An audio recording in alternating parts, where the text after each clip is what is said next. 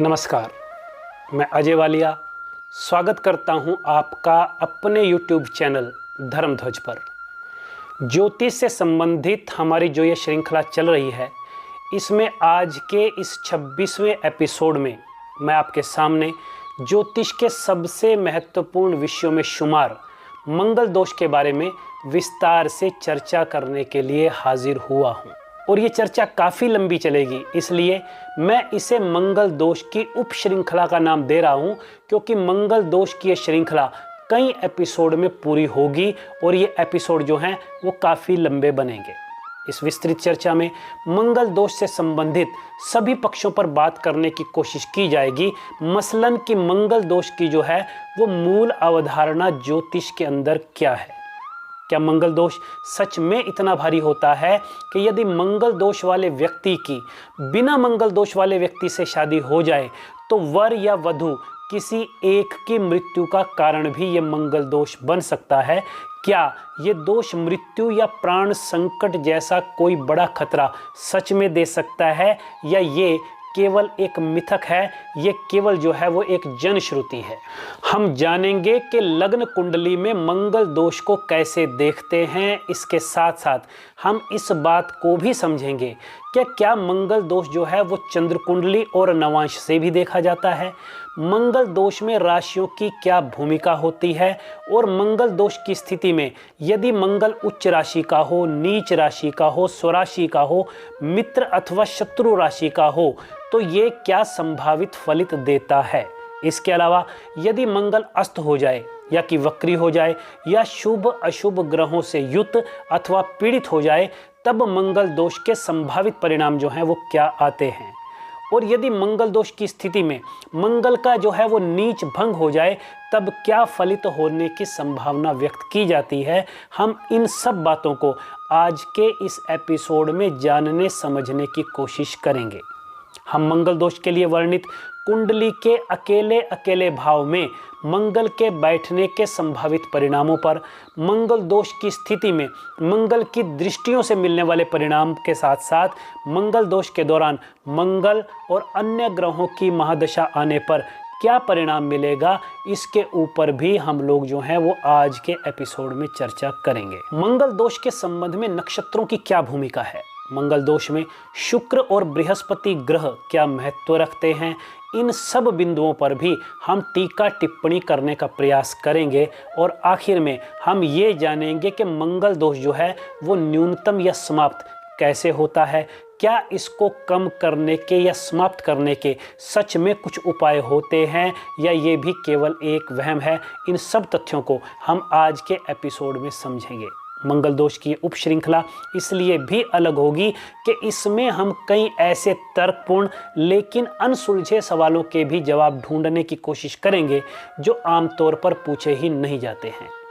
तो सबसे पहले हम इस बात को समझते हैं कि जब किसी व्यक्ति की विवाह कुंडली का मिलान किया जाता है तो उसमें देखी जाने वाली प्रमुख बातों में शामिल ये मंगल दोष जो है वो आखिर क्या होता है।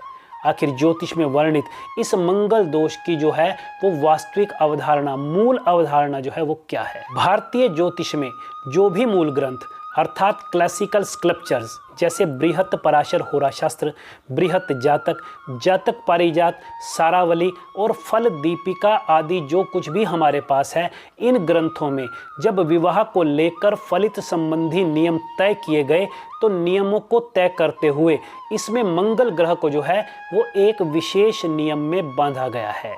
इन सब ग्रंथों में ये नियम तय किया गया कि जब भी किसी व्यक्ति की जन्म कुंडली के पहले, चौथे, सातवें, आठवें और 12वें भाव में मंगल ग्रह आकर बैठ जाएगा तो इसे मंगल दोष माना जाएगा। ऐसे व्यक्ति को जिसकी कुंडली में मंगल ग्रह की स्थिति, मंगल ग्रह की यह प्लेसमेंट पहले, चौथे, सातवें, आठवें और 12वें भाव की होगी, ऐसे व्यक्ति को अपनी शादी के समय अपने जीवन साथी के चुनाव में मंगल ग्रह के दोष के निवारण के लिए कुछ खास नियमों का पालन करना पड़ेगा। तो ऐसा कोई भी व्यक्ति जो पुरुष हो या स्त्री हो, जिसकी जन्म कुंडली में ये मंगल दोष नजर आए, उसकी जन्म कुंडली को मंगल दोष वाली कुंडली कहा गया है। और जिस व्यक्ति की कुंडली में मंगल की स्थिति मौजूद हो उसे मंगलिक कहा जाता है। इसे सामान्य भाषा में भारी मंगल या तेज मंगल वाले व्यक्ति की कुंडली भी कहा जाता है। ये किसी भी व्यक्ति की जन्म कुंडली में मंगल दोष होने और उसके मंगलिक होने की साधारण परिभाषा है, जो हमें ज्योतिष शास्त्र में पढ़ने को मिलती है। अब इस परिभाषा के बाद यहाँ पर दो प्रश्न उठते हैं, जिसमें पहला प्रश्न ये है कि विवाह के संबंध में मंगल को ही विशेष नियम में क्यों बांधा गया, जबकि जन्म कुंडली में तो हमारे पास कुल 9 ग्रह मौजूद है। और यदि विवाह की ही बात है तो भी विवाह के कारक ग्रह तो गुरु और शुक्र माने गए हैं, मंगल को तो विवाह का कारक ग्रह भी नहीं माना गया, तो विवाह के संबंध में मंगल दोषी क्यों देखा जाता है। और दूसरा सवाल ये है कि विवाह के संबंध में मंगल को भाव विशेष से जोड़ते हुए कुल 12 भावों में से केवल पहला, चौथा, 7वां, 8वां और 12वां भाव, केवल ये वाले 5 भाव ही क्यों जोड़े गए हैं, जबकि यहाँ तो कुल 12 भाव है, यानी बाकी के 7 भावों को क्यों छोड़ दिया गया है। अब ये अपने आप में एक बहुत बड़ा लॉजिकल क्वेश्चन है कि विवाह के संबंध में केवल मंगल ग्रह को ही इस विशेष नियम में क्यों बांधा गया है, जबकि ज्योतिष में स्त्री सुख का कारक ग्रह शुक्र को, तो पति और कुटुंब धर्म का कारक ग्रह जो है गुरु अर्थात बृहस्पति को माना गया है।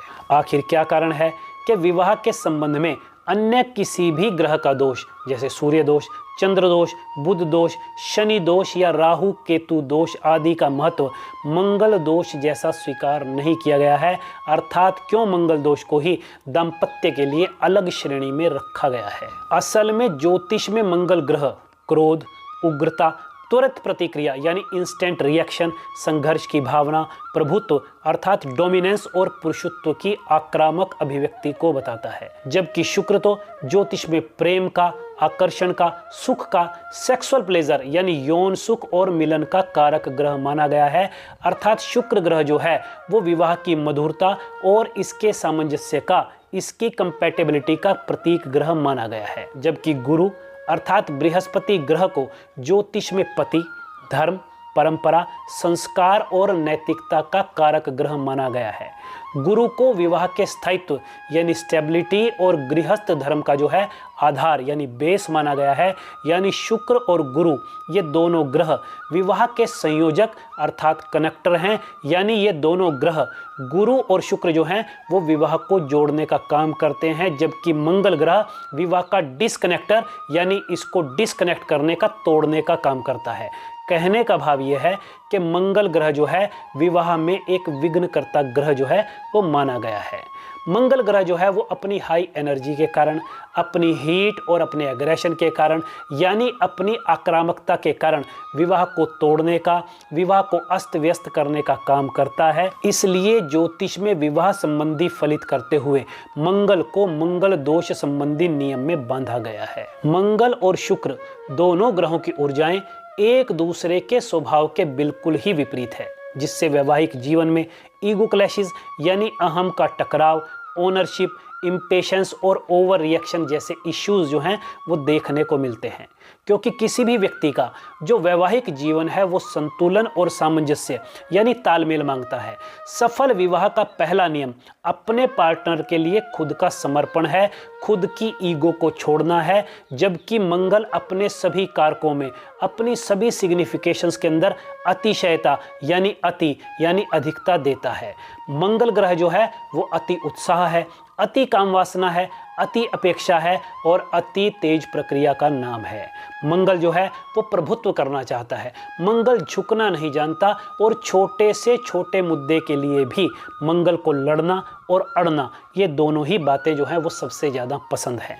जबकि मंगल के ये सब गुण जो हैं वैवाहिक जीवन को अस्थिर करने के लिए उत्तरदायी माने गए हैं। वैवाहिक जीवन के लिए शारीरिक तालमेल अर्थात फिजिकल कंपैटिबिलिटी भी बहुत ज़रूरी मानी गई है, लेकिन यदि मंगल ग्रह की ऊर्जा नियंत्रित ना हो सके तो ये अति काम वासना, अति क्रोध और शारीरिक असंतुलन पैदा करने जैसा काम करती है। इसके अलावा यदि मंगल की ऊर्जा नियंत्रित ना हो तो इस स्थिति में जातक अक्सर अपने जीवन साथी के प्रति आक्रामक रवैया अपनाते हुए उसे चोट पहुंचाते हुए भी देखा गया है। कई बार तेज मंगल वाला जातक जो है अत्यधिक बदले की कार्रवाई में अपने लाइफ पार्टनर से तंग होकर खुद ही अपना शारीरिक नुकसान करते हुए, जैसे सुसाइड अटेम्प्ट करना या खुद को चोट मारते हुए भी देखा गया है। अब विवाह जो है वो एक ऐसा संबंध है जिसमें सहयोग और सामंजस्य की अपेक्षा की जाती है। विवाह तो निस्वार्थ की भावना और सहयोग से चलता है, ये आदेश से या प्रभुत्व से बिल्कुल भी नहीं चलता। लेकिन मंगल प्रभावी व्यक्ति अपने जीवन साथी पर पूर्ण नियंत्रण और नेतृत्व चाहता है और कंट्रोल टेंडेंसी जैसी इन्हीं बातों के चलते उसके वैवाहिक जीवन में जो है वो टकराव जो है वो शुरू हो जाता है। इस कारण मंगल दोष का वर्णन करते हुए शास्त्र कहते हैं कि जहाँ पर भी मंगल दाम्पत्य तत्वों पर बैठ जाए वहाँ पर विवाह का ऊर्जात्मक संतुलन यानी एनर्जेटिक बैलेंस जो है वो खराब हो जाता है और एनर्जी बेस्ड यही इम्बैलेंस, यही असंतुलन जो है उसको मंगल दोष कहा गया है। ज्योतिष के कई विद्वान जैसे पराशर, मंत्रेश्वर, वात्स्यायन और वराहमिहिर जो हैं वो इस एक बात पर एक मत हैं कि विवाह जो है वो शुक्र, गुरु और चंद्रमा का सौम्य संयोजन यानी सॉफ्ट कॉम्बिनेशन है, जबकि मंगल ग्रह जो है वो इस सौम्यता का, इस सॉफ्टनेस का जो है वो कट्टर विरोधी ग्रह है जो विवाह की शांति का नाश कर देता है।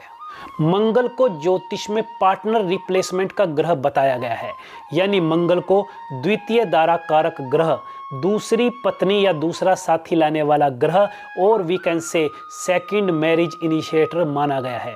यही कारण है कि मंगल दोष कई लोगों के लिए दूसरे विवाह जैसी स्थिति लेकर के आता है। इसी कारण इसे अन्य ग्रहों में मौजूद सामान्य दोष की तरह नहीं लिया गया, बल्कि इसे एक अलग, विशिष्ट और उग्र वैवाहिक दोष माना गया है। अब इस प्रश्न का उत्तर मिल जाने के बाद कि विवाह के संबंध में केवल मंगल ग्रह के ही दोष को विशेष महत्व क्यों दिया गया है, अब इस बात को जानते समझते हैं कि मंगल दोष के संबंध में केवल चौथा, सातवां, आठवां और 12वां भाव, ये 5 ही भाव क्यों लिए गए हैं, जबकि कुंडली में तो कुल 12 भाव है, बाकी के 7 भावों को क्यों छोड़ दिया गया है। ज्योतिष के प्राचीन ग्रंथों के अनुसार विवाह जो है वो कुंडली में मौजूद इन्हीं 5 भावों पर चलता है जिनमें मंगल के बैठने को दोष माना गया है। इसमें पहला भाव जो है वो इमोशनल स्टेबिलिटी को, चौथा भाव घर की शांति को, 7वां भाव जीवन साथी के साथ आपके सामंजस्य को, आपकी कंपैटिबिलिटी को, आपकी हार्मनी को बताता है, तो 8वां भाव जो है वो ससुराल के साथ आपके संबंधों को, और 12वां भाव जो है वो सेक्सुअल कंफर्ट यानी यौन सहजता को बताता है। और विवाह के इन 5 भावों में बैठकर मंगल जो है विवाह संबंधी इन कारकत्वों को नष्ट कर देता है। अब यदि इन भावों में अन्य ग्रहों के इम्पैक्ट की बात करें तो हम पाते हैं कि यदि शनि इन भावों में बैठेगा तो वो डिले देगा, राहु कन्फ्यूजन देगा, केतु डिटैचमेंट, सूर्य ईगो, तो चंद्रमा यहाँ पर मूड देता है। लेकिन ये ग्रह मैरिज की जड़ को नहीं काटते हैं, जबकि मंगल ग्रह तो अपने स्वभाव, अपनी प्रकृति के चलते सीधे ही मैरिज स्ट्रक्चर को हिट करता है, और मंगल के इसी नकारात्मक गुण को उसका दोष माना गया है, और इसे ही हम मंगल दोष, कुज दोष, मंगलिक और अब मांगलिक दोष के नाम से जानते हैं। हालांकि इससे पहले कि मैं अपनी बात को आगे बढ़ाऊं, मैं यहाँ पर यह भी स्पष्ट कर देना चाहता हूँ कि भाषाई दृष्टिकोण से मांगलिक दोष सही शब्द है ही नहीं, क्योंकि मांगलिक शब्द का वास्तविक अर्थ तो शुभ, कल्याणकारी, कलह से रक्षा करने वाला, सुरक्षा और शक्ति देने वाला होता है। और यही कारण है कि आज भी मांगलिक कार्य, मांगलिक व्रत, मांगलिक समय और मांगलिक दीप, इन सब में मांगलिक का अर्थ जो है वो शुभ ही माना गया है, अशुभ नहीं माना गया। इसलिए मांगलिक शब्द को विवाह के संदर्भ में अशुभ मानना जो है वो हमारे आधुनिक समाज और विवाह परंपराओं की मिस इंटरप्रिटेशन यानी गलत व्याख्या का जो है वो सबसे बड़ा उदाहरण है। इसके अलावा हमारे किसी भी धर्म ग्रंथ में मांगलिक शब्द का कहीं पर भी अर्थ जो है वो अशुभता के संदर्भ में नहीं लिया गया। हमारे प्राचीन ज्योतिष शास्त्र में मंगल ग्रह से उभरे इस दोष को कुजातक, कुज दोष या मंगल दोष कहा गया है। विवाह के संदर्भ में मांगलिक दोष शब्द के प्रयोग का समाजीकरण या कह लीजिए सामान्यीकरण तो हाल ही के वर्षों में देखने को मिला है। कुछ साल पहले तक अखबारों और पत्र पत्रिकाओं में मंगल दोष वाले व्यक्ति को मंगली लड़का या मंगली लड़की लिखने का चलन था, जो बाद में मंगली से मंगलीक और अब मंगलीक से मांगलिक हो गया है, जो कि शाब्दिक तौर पर भाषाई तौर पर गलत शब्द है। अब इस भाषाई विडंबना को समझ करके हम मंगल के इस दोष को जन्म कुंडली के पांचों भावों यानी पहले, चौथे, सातवें, आठवें और 12वें भाव के संदर्भ में समझते हैं कि यहाँ इन भावों में बैठ करके मंगल जो है वो क्या बुरे परिणाम देता है, जिसके चलते इसको विवाह संबंधी विशेष नियमों में बांधा गया है। तो इस बात को हम लग्न भाव यानी प्रथम भाव से शुरू करेंगे। हम ये बात जानते हैं कि जन्म कुंडली का पहला भाव जो है वो जातक के शरीर को, उसके स्वभाव को और उसके टेम्परामेंट को बताता है। मंगल यहाँ पर अपनी ऊर्जा के कारण जातक के भीतर क्रोध, अहंकार और आक्रामकता जैसे गुण भरता है, जो कि विवाह पर सीधा असर डालते हैं। पहले भाव का मंगल जो है वो जातक में बहुत ज़्यादा अहम यानी अपने अंदर बहुत ज़्यादा ईगो देता है। इस कारण जातक छोटी से छोटी बात को भी अपने ईगो पर, अपने दिल पर ले जाता है। ऐसा व्यक्ति किसी भी बात पर बिना सोचे समझे सबको तुरंत प्रक्रिया यानी इंस्टेंट रिएक्शन देने का आदी होता है। ऐसे जातक को मैरिड लाइफ में सबसे जरूरी चीज़ों सामंजस्य, तालमेल और पेशेंस जैसी बातों का पता ही नहीं होता है। प्रथम भाव में मंगल वाले व्यक्ति का स्वभाव अक्सर अपने जीवन साथी के स्वभाव से मैच ही नहीं करता है। ऐसे व्यक्ति अपने वैवाहिक जीवन में लिए जाने वाले निर्णयों में केवल अपनी बात को सही मानने की प्रवृत्ति रखते हैं। ऐसी स्थिति में घर में सिर्फ मेरी चलेगी यानी पावर स्ट्रगल के मुद्दे पर झगड़े होते हुए देखे गए हैं। ऐसे व्यक्ति का जीवन साथी उसकी कभी कभार थोड़ी बहुत भी उपेक्षा कर दे, उसे थोड़ा भी इग्नोर कर दे, तो जातक के मन में बहुत ज़्यादा नाराज़गी पैदा हो जाती है। इस कारण लग्न में मंगल लिए व्यक्ति के विवाह के प्रारंभिक वर्षों में बहुत ज़्यादा एडजस्टमेंट इश्यूज देखने को मिलते हैं।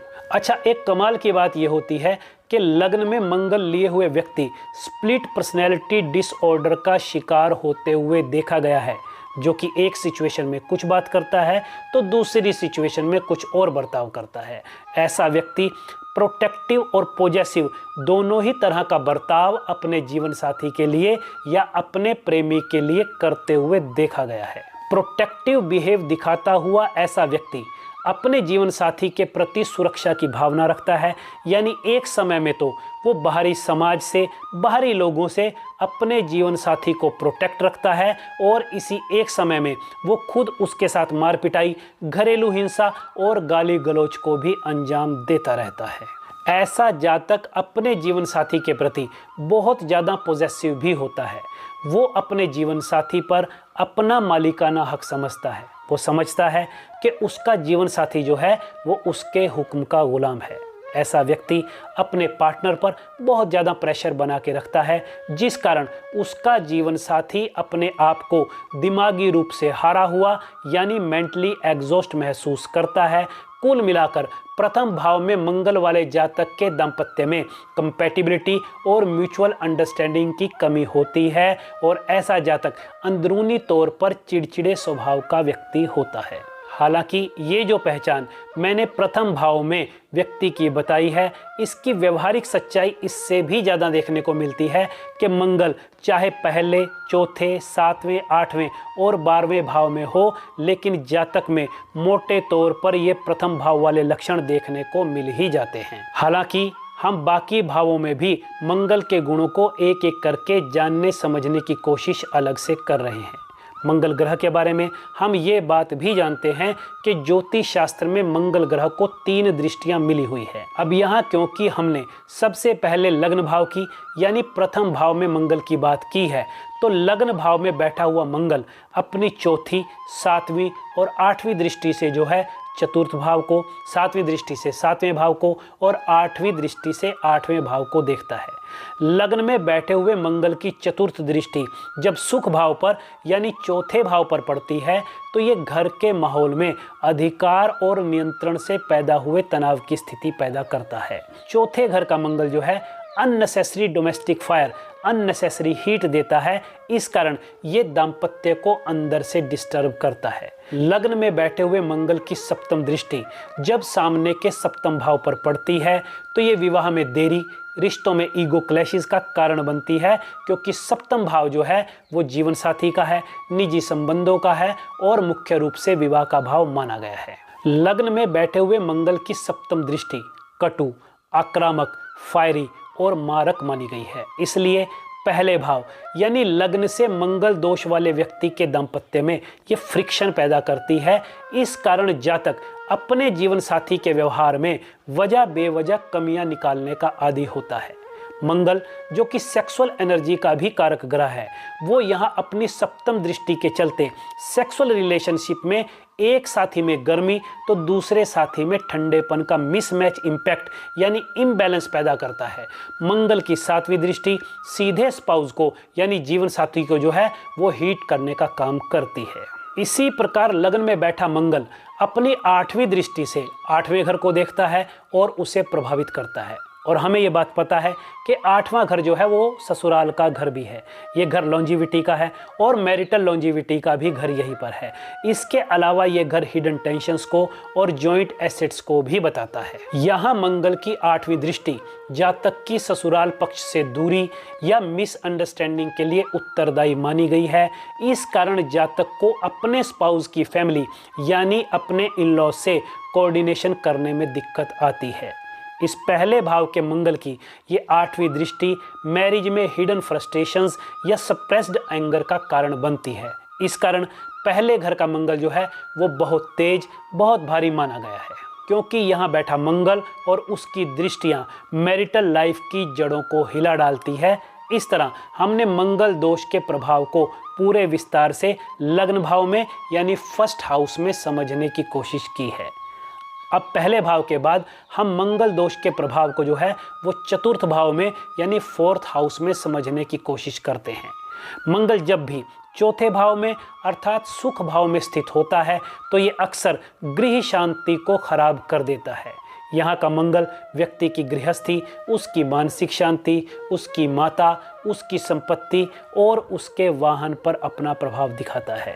यहाँ पर बैठा हुआ मंगल घर परिवार के माहौल में हीट यानी अत्यधिक गर्मी पैदा करता है, जिससे दाम्पत्य में फ्रिक्शन आती है और पति पत्नी के बीच छोटी छोटी बातों पर भी तनाव होने लगता है। घरेलू मुद्दों पर पति पत्नी आपस में टकराने लगते हैं। घर के वातावरण का शांत न रह पाना ही दाम्पत्य की सबसे बड़ी चुनौती बन जाता है। इस चौथे घर वाले मंगल को घर के अंदर तनाव पैदा करने वाला मंगल माना गया है। चौथे भाव के मंगल के कारण विवाह के शुरुआती वर्षों में घर कैसे चलेगा, डिसीजन कौन लेगा, पति अपने जीवन साथी के मुकाबले में अपनी माता और अपने परिवार को कितना महत्व दे रहा है, ऐसे मुद्दों को लेकर गृहस्थी में तनाव अर्थात फ्रिक्शन जो है वो बना रहता है। चौथे भाव का मंगल अपनी चतुर्थ दृष्टि से सप्तम भाव को, सप्तम दृष्टि से दशम भाव को और अष्टम दृष्टि से एकादश भाव को देखता है। जन्म कुंडली में चौथा भाव माँ का भाव भी माना गया है। यहाँ पर बैठकर मंगल अपनी चौथी दृष्टि से सप्तम भाव यानी विवाह भाव को देखता है। इस कारण पति या पत्नी की अपनी सास के साथ खींचातानी की स्थिति बनी रहती है और आगे चलकर ये स्थिति इन लॉज के साथ कभी कभी अकेजनल डिसएग्रीमेंट तो कभी कभी परमानेंट डिसएग्रीमेंट के हालात पैदा कर देती है। चौथे भाव का मंगल पति या पत्नी के लिए उसके ससुराल पक्ष की ओर से उसके निजी जीवन में डोमिनेंस पैदा करने वाले, इंटरफेयर करने वाले हालात पैदा कर देता है, क्योंकि चौथे घर से मंगल की चौथी दृष्टि जो है वो सातवें भाव पर यानी विवाह भाव पर पड़ती रहती है। इस कारण जातक के जीवन साथी के निजी जीवन में जो है वो ससुराल वालों का हस्तक्षेप बहुत ज़्यादा बढ़ जाता है और जातक के ससुराल पक्ष की ये कंट्रोल टेंडेंसी जो है वो उसके जीवन साथी के लिए अक्सर मैरिटल स्ट्रेस का कारण बनते हुए देखी गई है। मंगल की ये दृष्टि विवाह में डेली फ्रिक्शन का काम करती है, जिससे घर गृहस्थी में हर छोटी छोटी बात पर खटास पैदा होती है। चौथे भाव के मंगल की सप्तम दृष्टि जातक के दशम भाव पर पड़ती है, जिसके चलते जातक के कार्यस्थल का वर्क प्लेस का तनाव घर पर आता है।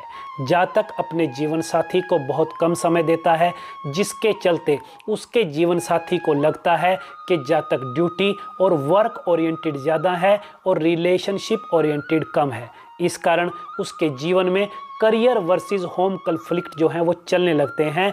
उसकी सामाजिक प्रतिष्ठा और सम्मान को लेकर झगड़े होने लगते हैं। कहने का भाव यह है कि चौथे भाव के मंगल की सप्तम दृष्टि विवाह को नहीं बल्कि मैरिज की स्टेबिलिटी को कार्यस्थल के तनाव के माध्यम से प्रभावित करती है। चौथे भाव के मंगल की एकादश भाव पर अष्टम दृष्टि सबसे कम मैरिटल डैमेज देती है, यानी सबसे कम नुकसान करती है।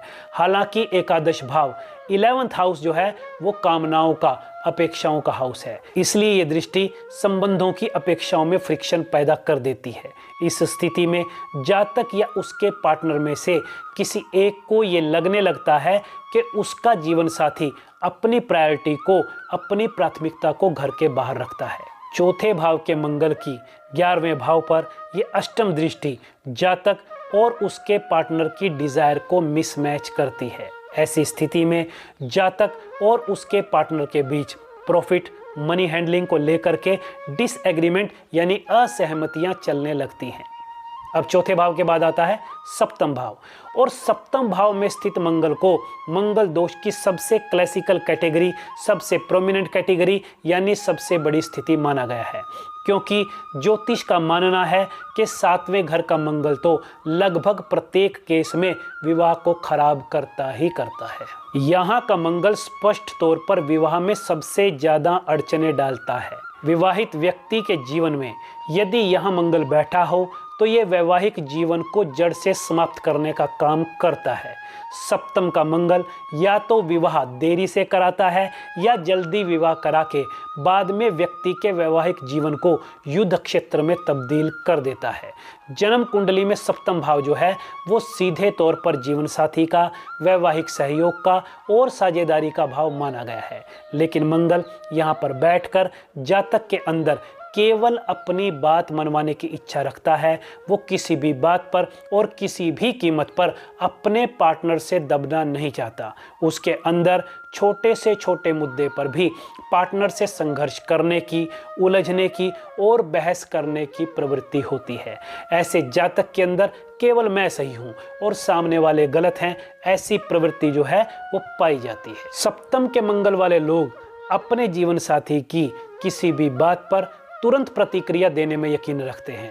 ऐसे लोग अपने जीवन साथी के साथ आर्ग्यूमेंटेटिव टोन में यानी बहसबाजी वाले लहजे में, व्यंग्य वाले लहजे में या अपमानजनक तरीके से बात करते हैं, जो इनके मैरिटल वार्मथ को जो है वो कम कर देता है। ऐसे लोगों में इमोशनल इम्पल्सिवनेस यानी भावनात्मक आवेग भी देखने को मिलता है, यानी ऐसे लोग एकदम से तैश में आकर, आवेश में आकर बिना सोचे समझे कुछ भी कर जाते हैं, जिसका अक्सर उन्हें बाद में खामियाजा भुगतना पड़ता है। सप्तम में मंगल लिए हुए व्यक्ति की अपने जीवन साथी के प्रति बहुत सारी अपेक्षाएं होती हैं। ऐसा जातक अपने पार्टनर से वफादारी, सम्मान, जुनून, सहयोग और प्रेम में पहल की अपेक्षा करता है, और जब ये अपेक्षाएं पूरी नहीं होती तो ऐसा व्यक्ति भीतर ही भीतर अपने जीवन साथी से इरिटेट होने लगता है, चिढ़ने लगता है।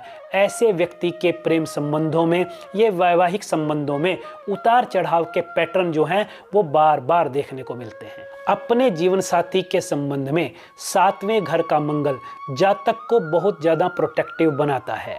ऐसा जातक अपने प्रेमी अथवा जीवन साथी के संबंध में बहुत ज़्यादा जेलसी फील करने वाला, बहुत ज़्यादा पॉजेसिव, प्राइवेट लाइफ में बहुत ज़्यादा दखलंदाजी करने वाला यानी ओवर इन्वॉल्वमेंट और ओवर इंटरफेरेंस वाला, और अपने साथी को बहुत ज़्यादा मॉनिटर करने वाला यानी उसकी बहुत ज़्यादा निगरानी करने वाला होता है।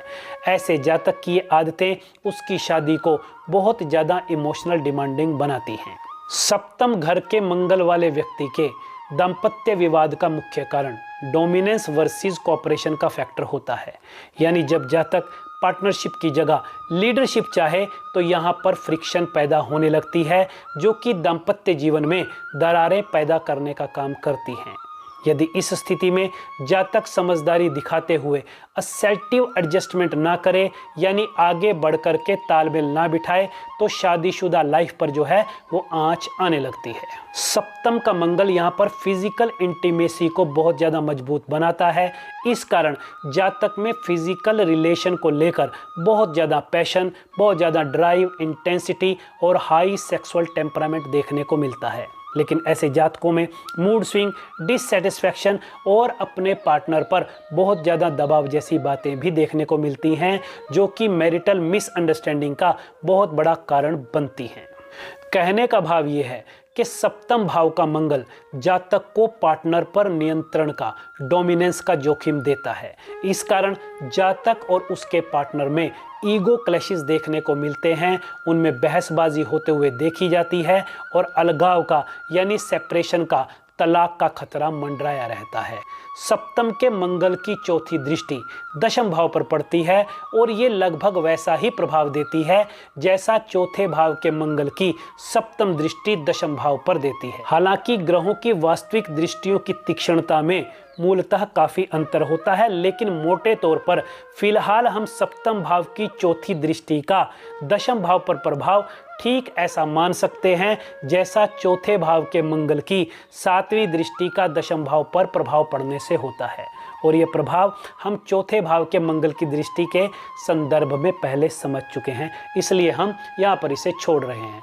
अब हम सप्तम भाव के मंगल की सप्तम दृष्टि को लग्न पर यानी प्रथम भाव पर पड़ने के संदर्भ में समझते हैं। इस स्थिति में दोनों जातकों के बीच ईगो क्लैश इस सप्तम दृष्टि का सबसे मुख्य असर माना गया है। इस दृष्टि के चलते दोनों में प्रतियोगिता की भावना यानी कॉम्पिटिटिवनेस भी देखने को मिलती है, चाहे वो एक दूसरे से ज़्यादा पैसा कमाने की होड़ हो या किसी और स्थिति में एक दूसरे से कंपटीशन। इस स्थिति में जातक अपने लाइफ पार्टनर को ओवर पावर करने की, उसे डोमिनेट करने की टेंडेंसी रखता है। ऐसी स्थिति में जातक और उसका जीवन साथी एक दूसरे की बात काटते हुए दिखाई देते हैं। उनमें लॉजिकल और आर्गुमेंटेटिव वार यानी बहसबाजी की लड़ाई चलती रहती है। ऐसी स्थिति में इम्पल्सिव और इंस्टेंट रिएक्शन भी देखने को मिलता है और दोनों लोगों की एनर्जी सिर्फ मेरी बात सही, सिर्फ मैं ही सही के मुद्दे पर खर्च होते हुए देखी गई है। इस दृष्टि का नकारात्मक मनोविज्ञान प्रभाव ये होता है कि रिलेशनशिप में इक्वालिटी की कमी देखने को मिलती है। एक साथी को अपने ऊपर दूसरे का डोमिनेंस महसूस होता है और घरेलू जिंदगी में डिसीजन मेकिंग करते हुए कंट्रोल इशू जो हैं वो आगे आने लगते हैं। कुल मिलाकर सप्तम भाव के मंगल की सप्तम दृष्टि जो है वो सबसे ज़्यादा विध्वंसक, सबसे ज़्यादा डिस्ट्रक्टिव मानी गई है, जो कि दाम्पत्य को सीधे हिट करते हुए उसे बड़ा डेंट देने का काम करती है। सप्तम भाव के मंगल की अष्टम दृष्टि जो है वो द्वितीय भाव पर यानी कुटुंब भाव पर पड़ती है। मंगल की ये अष्टम दृष्टि कुटुंब द्वारा या बोलवाणी द्वारा पारिवारिक तनाव देते हुए विवाह को प्रभावित करती है। इस दृष्टि के चलते जातक का अपने जीवन साथी के परिवार से यानी कि अपने ससुराल से तनाव या दूरी होते हुए देखी गई है। इसके चलते परिवार वर्सेस जीवन साथी के बीच खींचतान देखने को मिलती है। क्योंकि दूसरा भाव धन भाव भी है, तो इस भाव पर मंगल की दृष्टि के चलते फाइनेंशियल डिसएग्रीमेंट देखने को मिलते हैं। दूसरा भाव वाणी अर्थात स्पीच का भाव भी है, तो यहाँ का मंगल जो है वो हार्श स्पीच या हार्ड टोन भी देता है, जिससे आपसी संबंधों में कटुता आती है। इस भाव पर मंगल की दृष्टि भोजन और दैनिक जीवन के मुद्दों पर फ्रिक्शन भी देती है। इस दृष्टि के चलते पार्टनर को लगता है कि जातक की प्रायोरिटीज उसकी अपनी फैमिली यानी माँ बाप और भाई बहन है और मैं अर्थात जीवन साथी उसकी प्रायोरिटी नहीं है। इसके चलते आर्थिक निर्णयों में मतभेद की स्थिति पैदा होती है और मंगल की ये दृष्टि उसकी वैल्यूज़, उसके संस्कारों के चलते उसके जीवन साथी के साथ क्लैश पैदा करने का काम करती है। सप्तम भाव के मंगल की अष्टम दृष्टि विवाह के फ्रेमवर्क को नहीं बल्कि विवाह के पारिवारिक और आर्थिक हिस्सों को नुकसान पहुंचाती है और सबसे ज़्यादा सटल डैमेज यही दृष्टि देती है। जन्म कुंडली का 8वां भाव ससुराल को लॉन्जिविटी अर्थात जातक की आयु को और उसकी मैरिटल स्टेबिलिटी को बताता है। यहाँ का अशुभ मंगल ससुराल के साथ तनाव पैदा करता है। अष्टम भाव को ज्योतिष में गुप्त बातों का भाव भी बताया गया है। अष्टम भाव से जातक की आयु, उसकी गुप्त बातों, परिवर्तन, ससुराल पक्ष, रिसर्च आदि की बातों का पता चलता है। यहाँ बैठा हुआ मंगल बहुत ज़्यादा तीव्र और जीवन में बहुत ज़्यादा उथल पुथल मचाने वाला कहा गया है। 8वें घर का मंगल चोट, ऑपरेशन और जोखिम भरे कामों की तरफ जातक को लेकर जाता है। अब क्योंकि अष्टम के मंगल को ससुराल पक्ष का कारक भी माना गया है, इसलिए अष्टम के मंगल के चलते जातक का अपने ससुराल पक्ष के साथ टकराव रहता है। अष्टम का मंगल भी वैवाहिक तनाव और वैवाहिक संघर्ष के लिए बड़े स्तर पर उत्तरदायी माना गया है। अष्टम भाव का मंगल जातक को अपने ससुराल पक्ष से मिसअंडरस्टैंडिंग, डिसएग्रीमेंट, फ्रिक्शन और इमोशनल डिस्टेंस देता है। कई बार ऐसा भी देखने को मिलता है कि जातक का अपनी पत्नी से तो जैसे तैसे तालमेल बैठ जाता है, लेकिन वो सारी उम्र अपनी इन-लॉज के साथ तालमेल नहीं बिठा पाता। जन्म कुंडली में अष्टम भाव गहराइयों का भाव है और मंगल ग्रह जो है वो फायर एलिमेंट अर्थात अग्नि तत्व का ग्रह माना गया है, जिसके अंदर आग ही आग है। इसके चलते व्यक्ति में अंदरूनी गुस्सा, दबा हुआ तनाव, अनकही बातें या इमोशनल टर्बुलेंस की स्थिति देखने को मिलती है। इस कारण रिश्तों में बेशक झगड़े कम होते हैं, लेकिन इनर फ्रिक्शन जो है वो बहुत ज़्यादा होती है, जो कि एक समय के बाद विस्फोट के रूप में सामने आती है। इसके अलावा अष्टम भाव जो है वो सेक्सुअल केमिस्ट्री का सबसे गहरा भाव है। अष्टम भाव का मंगल बहुत ज़्यादा पैशन, बहुत ज़्यादा अट्रैक्शन और बहुत ज़्यादा डिमांड देता है, लेकिन अपने अवगुणों के रूप में सप्तम के मंगल की तरह मूड स्विंग, डिससेटिस्फैक्शन और इमोशनल डिस्टेंस जैसी समस्या भी अष्टम का मंगल जातक को देता है। अष्टम के मंगल वाला जातक कंट्रोल टेंडेंसी लिए हुए अपने रिलेशनशिप के मामले में बिल्कुल प्राइवेट लाइफ और सीक्रेसी लिए हुए होता है, और यहाँ उसकी अपने जीवन साथी के प्रति डाउटफुल नेचर भी देखने को मिलती है। यानी जातक अपने जीवन साथी पर शक करता है और आगे चलकर यही बात इन दोनों के बीच मिसअंडरस्टैंडिंग और मैरिटल टेंशन पैदा करने का काम करती है। जन्म कुंडली में अष्टम भाव को परिवर्तन का अर्थात डीप ट्रांसफॉर्मेशन का हाउस भी कहा गया है। इस कारण यहाँ का मंगल व्यक्ति के स्वभाव को बदलता है। ये विवाह को मैच्योरिटी की ओर धकेलता है और दोनों को इमोशनली स्ट्रॉन्ग बनाता है। कुल मिलाकर अष्टम का मंगल जो है वो विवाह की स्टेबिलिटी को चुनौती तो देता है, लेकिन ये कमिटमेंट को और गहरा करता है। अष्टम के मंगल की चतुर्थ दृष्टि जो है वो एकादश भाव पर और सप्तम दृष्टि जो है वो द्वितीय भाव पर पड़ती है।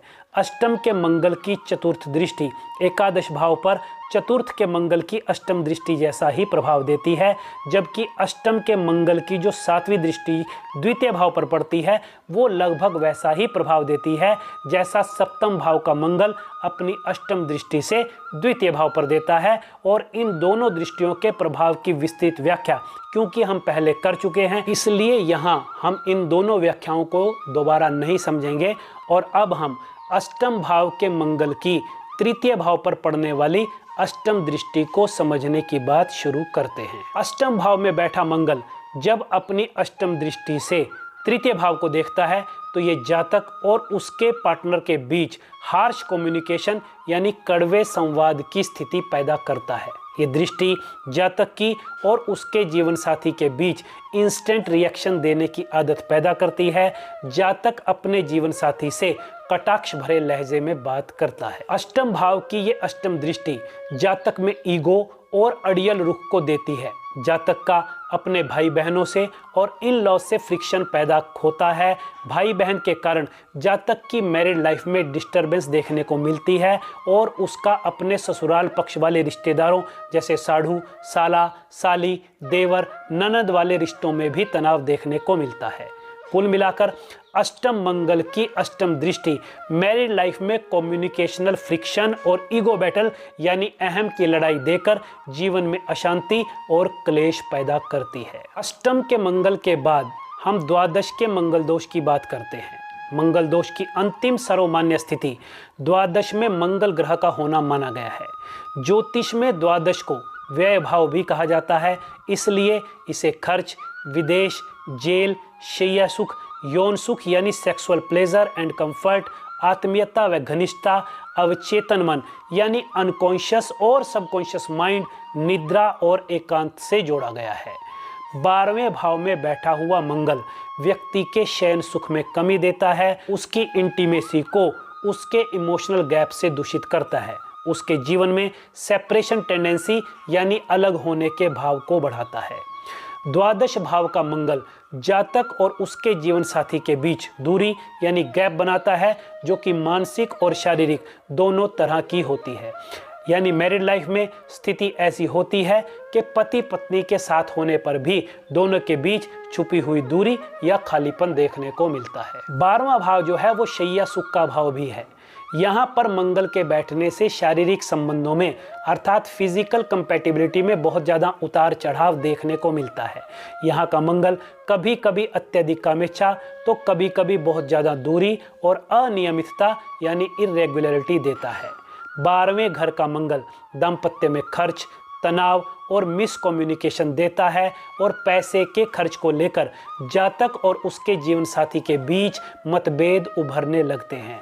12वें घर का मंगल यहाँ अंदर की आग को दबा कर रखता है। 12वें घर का मंगल एकदम से खुलकर झगड़ा नहीं करवाता है। इस स्थिति में ये अंदर ही अंदर फ्रस्ट्रेशन को जमा होने देता है, जो बाद में एकदम से विस्फोट होते हुए झगड़ों का कारण बनती है।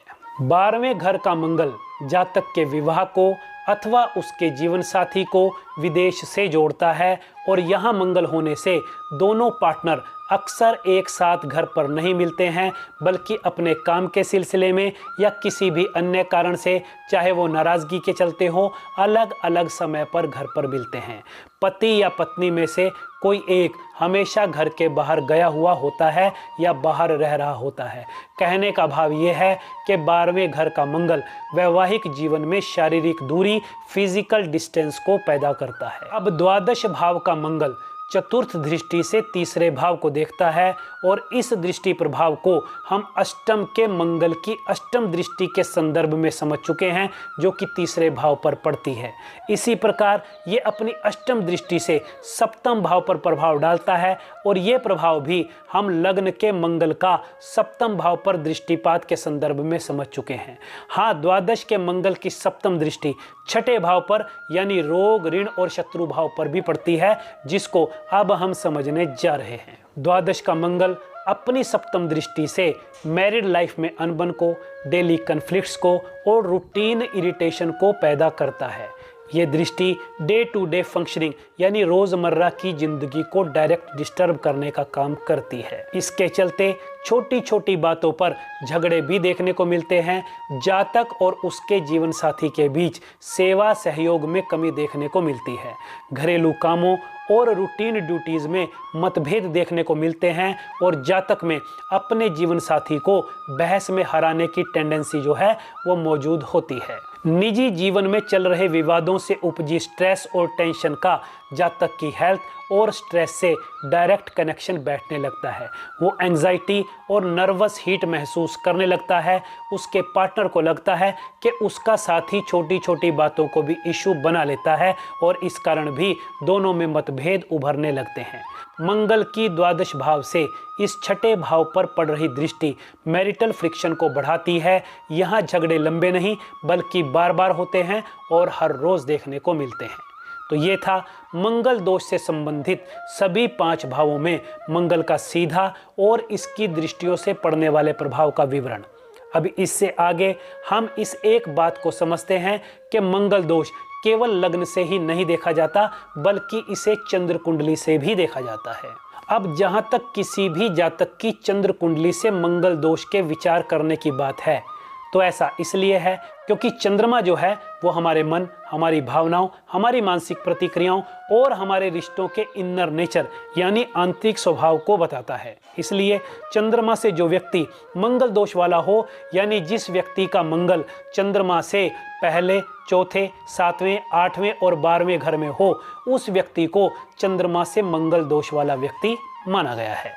चंद्रमा से मंगल दोष होने को मानसिक मंगल दोष करार दिया गया है, जो कि शादी के टेम्परामेंट का संकेत देता है। लेकिन चंद्रमा का मंगल दोष स्पष्ट तौर पर मैरिज की लॉन्जिविटी को यानी विवाह की उम्र को नहीं बताता, बल्कि ये शादी करने वाले दो लोगों के मन की कंपैटिबिलिटी को यानी उनके मानसिक सामंजस्य को, उनकी मेंटली कंपैटिबिलिटी को बताता है। चंद्र से मंगल दोष वाले व्यक्ति में जल्दी गुस्सा करने की आदत पाई जाती है। ऐसा व्यक्ति भावनात्मक रूप से अस्थिर यानी इमोशनल अनस्टेबल होता है।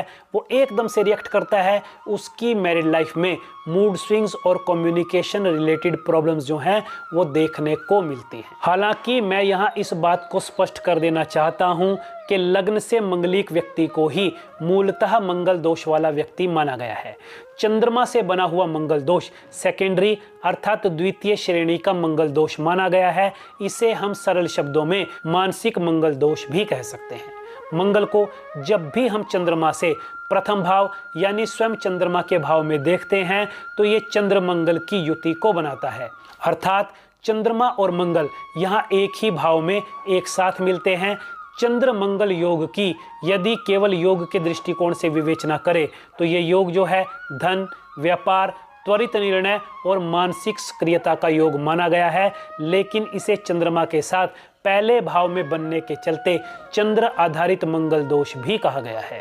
अर्थात चंद्र मंगल योग धन और कौशल का एक शुभ योग भी है, लेकिन चंद्रमा और मंगल के एक साथ होने से ये मानसिक मंगल दोष भी है जो कि व्यक्ति को भावनात्मक उग्रता देता है। अर्थात चंद्र मंगल का एक साथ होना विरोधाभास जैसा, एक कंट्राडिक्शन जैसा है जो कि एक ही समय में योग और दोष दोनों ही कहे जा सकते हैं।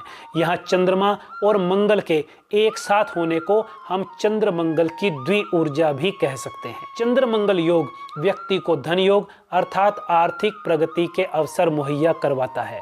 चंद्र मंगल की युति व्यक्ति को आकर्षक व्यक्तित्व, तेज मानसिकता व लीडरशिप, स्ट्रॉन्ग ऑरा जैसे गुण देती है। उसमें रिस्क लेने का और किसी भी संकट के समय उसे घबराने की बजाय समाधान की क्षमता जो है वो ये योग प्रदान करता है। ऐसे व्यक्ति में दूसरों को इन्फ्लुएंस करने की क्षमता होती है। ऐसे व्यक्ति का व्यवहार आदेशात्मक होता है और उसमें अपनी टीम को लीड करने की और उसे मोटिवेट करने की शक्ति होती है, यानी ये व्यक्ति को एक प्रभावी व्यक्तित्व का स्वामी बनाता है।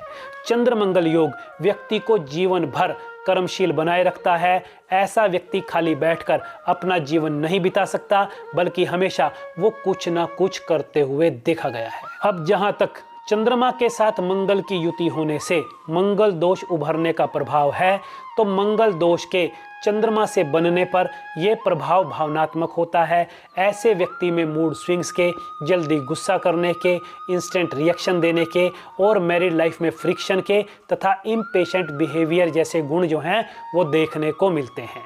यदि व्यक्ति चंद्रमा से प्रथम भाव के मंगल दोष वाला हो तो ऐसा व्यक्ति भावनात्मक आवेश में गलत निर्णय लेते हुए देखा गया है। ऐसे लोगों का अपने रिश्तों में मेरी ही चलेगी वाला रवैया रहता है। ऐसे लोग अपने क्रोध और ईगो से विवाद पैदा करते हैं। ऐसे लोगों को सिरदर्द और ब्लड प्रेशर की समस्याएं भी रहती हैं।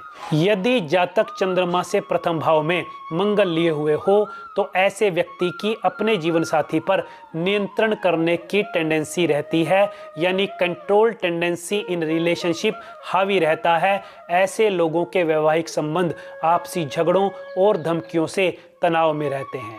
मंगल और चंद्रमा एक साथ लिए हुए व्यक्ति में deep emotions, intense attachment, passionate love और पॉजेसिवनेस पाई जाती है। ऐसे व्यक्ति में बहुत जबरदस्त आकर्षण शक्ति होती है जो कि संबंधों में गर्मजोशी देती है। चंद्रमा से प्रथम भाव में मंगल की व्याख्या समझने के बाद हम चंद्रमा से चौथे भाव में मंगल की व्याख्या को समझने की कोशिश करते हैं। चंद्रमा से चौथे घर का मंगल व्यक्ति के अंतर्मन में भावनात्मक बेचैनी देता है। व्यक्ति का मन घर परिवार की पीड़ा से व्यथित रहता है। ऐसे लोगों के मन में माँ या घर के किसी मुद्दों से जुड़ा हुआ तनाव लगातार बना रहता है। चंद्रमा से चौथे भाव में मंगल होने का व्यवहारिक संकेत ये है कि व्यक्ति का गुस्सा घर की ओर घूमता है, उसके घर, प्रॉपर्टी, वाहन आदि में खर्चा और विवाद की अधिकता बनी रहती है। चंद्रमा से चतुर्थ भाव में मंगल का दांपत्य पर भी अच्छा खासा नकारात्मक प्रभाव देखने को मिलता है। इस स्थिति में विवाह के बाद घर में अस्थिरता और तनाव रहता है। व्यक्ति के अपने इन लॉज से तकरार बनी रहती है। चंद्रमा से चतुर्थ घर का मंगल जातक को समाज और दुनिया में तो आगे ले जाता है, लेकिन उसके मन की शांति को भंग कर देता है। इससे आगे हम चंद्रमा से सप्तम भाव में मंगल होने को सबसे क्लासिकल चंद्र मंगल दोष की स्थिति कह सकते हैं। ऐसी स्थिति में जातक भावनात्मक रूप से जिद्दी होता है कि मैं ही सही हूँ। ऐसे व्यक्ति का अपने पार्टनर से टकराव रहता है और वो उस पर नियंत्रण बनाने की कोशिश करता है। ऐसा व्यक्ति प्रेम और विवाह दोनों जगह अपने साथी को लेकर पॉजिटिव होता है। चंद्रमा से सप्तम भाव के मंगल की यह स्थिति बड़ा वैवाहिक तनाव पैदा करने के लिए जानी जाती है और जातक के अपने साथी से अलगाव की आशंका को मजबूत करती है। ऐसी स्थिति में जातक कई बार 2 रिश्तों में तो कई बार अनेक रिश्तों में इन्वॉल्व पाया जाता है, जिससे उसके जीवन में द्वंद्व की स्थिति देखी जाती है। सप्तम भाव का मंगल अक्सर जल्दबाजी में गलत साथी चुनने की संभावना भी देता है। चंद्रमा से सप्तम मंगल होने पर जातक के पेट, गुप्तांगों तथा हार्मोन तनाव की समस्या देखने को मिलती है। ऐसे लोगों में मानसिक जलन या कह लीजिए कि ईर्ष्या की समस्या बहुत ज़्यादा होती है। इसी प्रकार अब हम चंद्रमा से अष्टम भाव में मंगल की स्थिति को समझते हैं। चंद्रमा से अष्टम भाव में मंगल होने पर जातक के अवचेतन मन यानी सबकॉन्शियस माइंड, अनकॉन्शियस माइंड में गुस्सा दबा रहता है। ऐसा जातक हर समय शक, इनसिक्योरिटी और गहरे डर की स्थिति से जूझ रहा होता है। ऐसा व्यक्ति सन की लोगों की तरह जुनूनी व्यवहार करता है, यानी वो इमोशनली इंटेंस, इमोशनली इनस्टेबल होता है। चंद्रमा से अष्टम भाव में मंगल जातक को ससुराल से मानसिक तनाव दिलाता है। ऐसा जातक अनेक गुप्त संबंधों में संलिप्त होता हुआ देखा गया है। चंद्रमा से मंगल की ये स्थिति जातक को डीप ट्रांसफार्मर भी बनाती है, अर्थात ऐसी स्थिति में जातक को कष्ट से शक्ति मिलती है और वो जीवन के कड़वे तजुर्बों से भविष्य के लिए सबक ग्रहण करता है। चंद्रमा से अष्टम भाव में मंगल को समझने के बाद अब हम चंद्रमा से द्वादश भाव में मंगल को समझने की कोशिश करते हैं। मोटे तौर पर द्वादश भाव जो है विदेश, कल्पना और अंतर्मन का भाव है। चंद्रमा से द्वादश बैठा हुआ मंगल भीतर में दबे हुए क्रोध को बताता है। इस स्थिति में व्यक्ति फ्रस्ट्रेटेड महसूस करता है। इस स्थिति में बैठा हुआ मंगल अनिद्रा, असंतोष और बेचैनी देता है। चंद्रमा से द्वादश हुआ मंगल अपने व्यवहारिक संकेत के रूप में विदेशी आकर्षण और एकांत प्रियता देता है। ऐसा मंगल लिए हुए व्यक्ति के खर्च में आवेग होता है, यानी तैश में आकर या झूठी शानो शौकत के लिए व्यक्ति खर्चा करता हुआ अपने ऊपर कर्जा और देनदारी बढ़ा लेता है। ऐसे लोगों के रिलेशनशिप में अक्सर डिस्टेंस यानी दूरी देखने को मिलती है। ये स्थिति जातक को नींद की समस्या और मन में ज्वाला देती है। ऐसा व्यक्ति अपने पार्टनर से इमोशनल डिसअपॉइंटमेंट महसूस करता है। ये स्थिति मैरिटल सेपरेशन की आशंका को भी बताती है। चाहे ये सेपरेशन, चाहे ये अलगाव इमोशनली हो या फिजिकली हो, लेकिन सेपरेशन का बड़ा खतरा रिलेशनशिप के ऊपर मंडराया रहता है। ये स्थिति जातक को उसके पार्टनर की ओर से मानसिक घाव देती है। अर्थात चंद्रमा से मंगल दोष की उपरोक्त सभी बातों का हम ये सार निकाल सकते हैं कि चंद्रमा से यदि पहले भाव में मंगल हो तो जातक में भावनात्मक आक्रामकता होती है, जिसका वैवाहिक प्रभाव जातक और उसके जीवन साथी के बीच टकराव के रूप में सामने आता है। चंद्रमा से चौथे घर का मंगल और मन दोनों जगह बेचैनी देता है और घरेलू कलह कराता है, जबकि चंद्रमा से सातवें घर का मंगल जो है वो जातक में पॉजेसिवनेस और ईगो क्लैशेस देता है। इसके कारण जातक और उसके पार्टनर के बीच अलगाव का, सेपरेशन का योग जो है वो बनता हुआ देखा गया है। चंद्रमा से आठवें घर का मंगल जातक को शक्की और अति क्रोधी बना देता है। इसका एक परिणाम ससुराल और रिलेशनशिप की कठिनाई के रूप में भी सामने आता है, जबकि 12वें घर का मंगल इनर फ्रस्ट्रेशन और रेस्टलेसनेस देता है, जो कि जातक की उसकी पार्टनर के साथ दूरी और मेंटल सेपरेशन को रिप्रेजेंट करती है। तो आज हम मंगल की इस चर्चा को फिलहाल यहीं अस्थायी विराम दे रहे हैं। आज के इस एपिसोड में हमने ये जाना है कि मंगल दोष क्या होता है, जन्म कुंडली के किस किस भाव में मंगल ग्रह के बैठने से मंगल दोष बनता है और क्या प्रभाव देता है, मंगल दोष से संबंधित सभी भावों में मंगल दोष का फलित क्या आता है, ये आज हमने जान लिया है। इस बात को भी हमने आज के इस एपिसोड में जाना और समझा है कि विवाह के संबंध में मंगल दोष को देखने की बजाय हमने किसी और ग्रह के दोष को क्यों नहीं लिया है। और अंत में हमने इस बात को भी समझा है कि मंगल दोष के संबंध में चंद्र कुंडली की क्या भूमिका है, यानी कि चंद्रमा से मंगल दोष का क्या प्रभाव होता है। आगे हम नवांश से मंगल दोष के होने अथवा ना होने को, मंगल की केवल दृष्टि से मंगल दोष के होने या ना होने को, राशियों और नक्षत्रों को लेकर मंगल दोष के फलित को, अस्तमंगल, वक्री मंगल और नीच भंग की स्थिति में मंगल दोष का क्या फलित आता है, इसको हम जानेंगे और समझेंगे। शुक्र और बृहस्पति ग्रह की मंगल दोष में भूमिका समेत अनेक बातों को हम अगले एपिसोड में जानने समझने की कोशिश करेंगे। कहने का भाव ये है कि मंगल दोष के बारे में अभी बहुत कुछ बारीकी से जानना समझना अभी बाकी है, जिसे हम अगले एपिसोड में जानेंगे और समझेंगे। तो जल्द मिलेंगे मंगल दोष से संबंधित अगले एपिसोड में, इसलिए अभी फिलहाल के लिए आज्ञा दीजिएगा। नमस्कार।